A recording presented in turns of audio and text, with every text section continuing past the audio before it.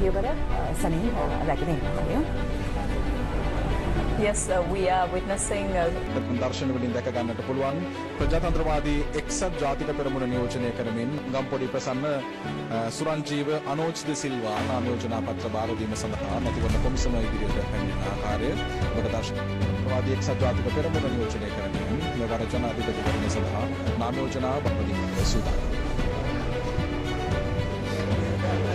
2024 ஆண்டில் செப்டம்பர் மாதம் 21ஆம் தேதி இடம்பெறவிருக்கின்ற தேர்தல் தொடர்பிலே பல்வேறு வகையான சுற்றறிக்கைகள் தேர்தல் ஆணைக்குழுவினூடாக வெளியிடப்பட்டிருக்கின்றன. வேட்பாளர்கள் கடைபிடிக்க வேண்டிய சட்டத்திட்டங்கள் தொடர்பிலும் பல்வேறு வகையான சுற்றறிக்கைகள் இங்கு வெளியிடப்பட்டிருப்பதை நாங்கள் நினைப்படுத்துகின்றோம்.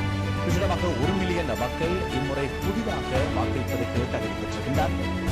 மொத்தமாக 17.1 மில்லியன் மக்கள் இந்த 2024ஆம் ஆண்டு இடம்பெறவிருக்கின்ற இலங்கை திருநாட்டின் 9வது நிறைவேற்று அதிகாரமுடைய ஜனாதிபதியை தெரிவு செய்வதற்கான இந்த தேர்தலில் வாக்களிப்பதற்கு தகுதி பெற்றிருப்பதை நாங்கள் இந்த தருணத்தில் நினைப்படுத்துகின்றோம். விசேடமாக இந்த வேட்பாளர் அட்டையை சமர்ப்பித்து அங்கே தேசிய அட்டை சமர்ப்பிக்கப்பட்டதற்கு முன்னதாக அது பரிசீலிக்கிறது இவ்வாறு මැතිවරණය සඳහා අවශ්‍ය කටයුතු සම්පාදනය කිරීම සිදු කරන ලද.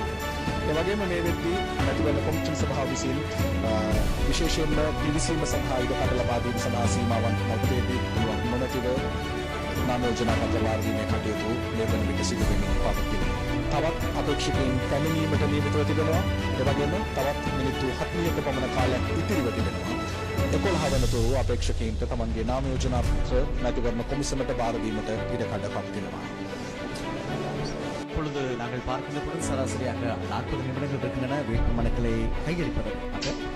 அதனைத் தொடர்ந்து 11 மணி தொடக்கம் 11:30 வரை ஆட்சேபனைகளை முன்வைப்பதற்கும் இங்கே ஏற்பாடுகள் அல்லது அனுமதி வழங்கப்பட்டிருக்கிறது. வேட்பாளர் அல்லது எதிர் வேட்பாளரின் பெயர் குறித்த நியமன பத்திரத்தை சார்ந்தவர் அல்லது பிரிதொருவர் ஆட்சேபனைகளை முன்வைப்பதற்காக அனுமதி வழங்கப்பட்டிருக்கின்றது. அத்துடன் நாங்கள் பார்க்கின்ற பொழுது இந்த தினம் வருகை தருகின்ற இந்த வேட்பாளர்கள் தொடர்பிலே பல்வேறு வகையான கவனம் செலுத்தப்பட்டுள்ளது. இவருடைய வாகனத்திலே விசேடமாக அடையாளமிடப்பட்டு அவர்களுக்கு ஊடக நிறுவனங்கள் தொடர்பில் பார்க்கின்ற பொழுது அனுமதி பெற்ற ஊடகவியலாளர்களுக்கு மாத்திரமே இந்த